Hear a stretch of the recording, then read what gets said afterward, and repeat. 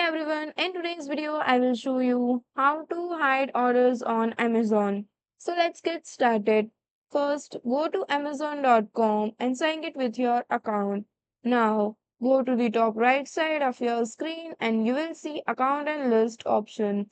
Go to the your orders from drop down menu and you will land to this kind of interface.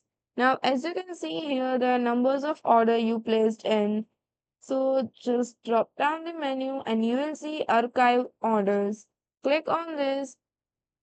First, you have to select the order and click on the archive orders. This will the order from your main order history to the archive orders, which is less visible but still accessible anytime. So that's it. You have successfully hidden your Amazon order quick, simple, and private. So that's it for the video. Thank you for watching.